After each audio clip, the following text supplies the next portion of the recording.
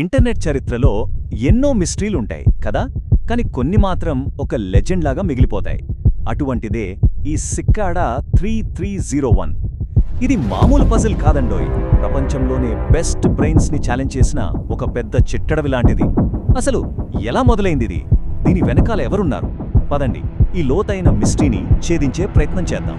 అంతా మొదలైంది ఈ ఒక్క వాక్యంతోనే, జస్ట్ అంతే.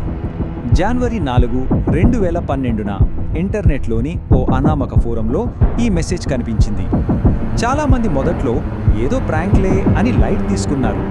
కానీ కొన్ని గంటలు గడిచేసరికి దీని వెనకున్న కాంప్లెక్సిటీని చూసి అందరికీ అర్థమైపోయింది ఇది మామూలు విషయం కాదని, ఒక సీరియస్ ఛాలెంజ్ అని. అంతే, ఈ ఒక్క ప్రశ్న ప్రోగ్రామర్లు, క్రిప్టోగ్రాఫర్లు, పజల్స్ అంటే ఇష్టపడే వాళ్ళందరి మధ్య ఒక కార్చిచ్చులా పాకిపోయింది. అసలు ఎవరు వీళ్ళు? వాళ్ళకి ఏం కావాలి? ఎవరినైనా రిక్రూట్ చేసుకుంటున్నారా, లేకపోతే ఇదంతేదన్నా సీక్రెట్ ఎక్స్పెరిమెంటా? ఈ ప్రశ్నలకి సమాధానాలు వెతుక్కుంటూ వేల మంది ఈ డిజిటల్ వేటలో దూకేశారు. చూడ్డానికి అదొక సింపుల్ ఇమేజ్ ఫైల్ అంతే, కానీ అసలు మ్యాటర్ అంతా దాని లోపలే ఉంది. ఆ ఇమేజ్ని ఎవరైతే డీకోడ్ చేశారో వాళ్లకు నెక్స్ట్ క్లూ దొరికింది. ఆ క్లూ వాళ్ళని మరో చిక్కుముడి దగ్గరికి తీసుకెళ్ళింది.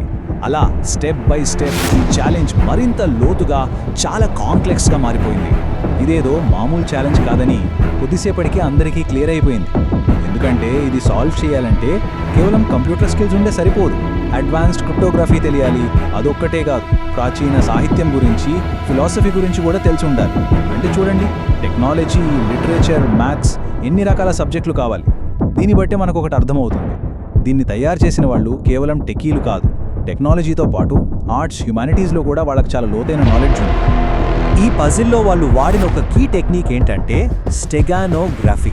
సింపుల్గా చెప్పాలంటే ఒక ఫైల్ లోపల ఇంకో ఫైల్ని కంటికి కనబడకుండా దాచేయడం. సిక్కాడా 3301లో ఆ ఫస్ట్ ఇమేజ్లోనే అవుట్ గెస్ అనే ఒక ప్రోగ్రాంతో ఒక సీక్రెట్ మెసేజ్ని దాచారు. ఈ పజిల్ టెక్నికల్గా ఎంత డీప్గా ఉందో చెప్పడానికి ఇదొక చిన్న ఉదాహరణ అంతే. సరే, ఇదంతా ఆన్లైన్లో కూర్చుని సాల్వ్ చేసే పజిల్ అనుకుంటే పొరబడినట్టే. ఎందుకంటే ఒక స్టేజ్లో ఈ పజిల్ డిజిటల్ వరల్డ్ని దాటి మన రియల్ వరల్డ్లోకి వచ్చేసింది. ఇది పార్టిసిపేట్ చేస్తున్న వాళ్ళందరినీ షాక్ చేసింది.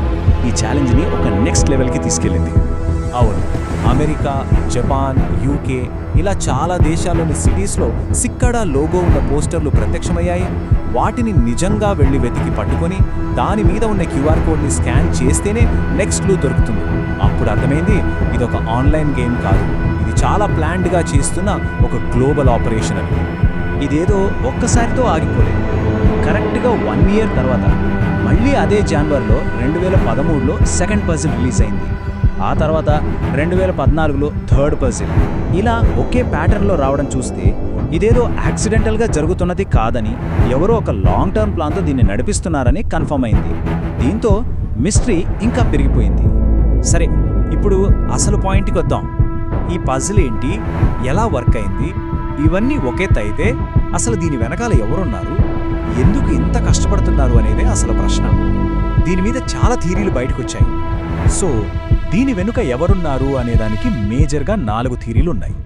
మొదటిది, ఇది సిఐఏ లేదా ఎన్ఎస్ఏ లాంటి ఇంటెలిజెన్స్ ఏజెన్సీలు కొత్త వాళ్ళని రిక్రూట్ చేసుకోవడానికి పెట్టిన ఒక టెస్ట్ అని. రెండోది, ఏదో ఒక సీక్రెట్ హ్యాకర్ గ్రూప్ వాళ్ళ ఆపరేషన్స్ కోసం టాలెంట్ని వెతుకుతోందని.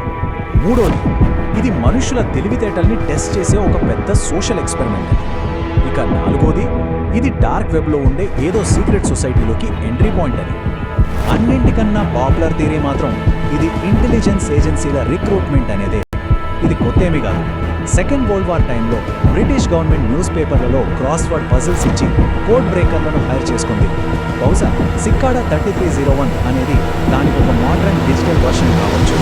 కానీ ఇంకో యాంగిల్ కూడా ఉంది. కొన్ని హ్యాకర్ గ్రూప్స్ కూడా వాళ్ళ పవర్ చూపించుకోవడానికి, కొత్త మెంబర్స్ని తీసుకోవడానికి ఇలాంటి ఛాలెంజ్లు పెడుతుంటాయి. సో ఇక్కడ ఇద్దరి టార్గెట్ ఒకటే, టాలెంట్ని వెతకడం. కానీ వాళ్ళ ఉద్దేశాలు మాత్రం కంప్లీట్గా వేరు. కానీ ఇక్కడే అసలు ట్విస్ట్.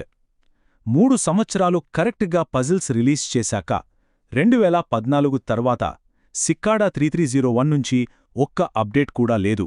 Complete silence. సడన్గా అంతా ఆగిపోయింది. దీంతో సమాధానాల కోసం వెయిట్ చేస్తున్న కమ్యూనిటీ మొత్తం కన్ఫ్యూజ్ అయిపోయింది.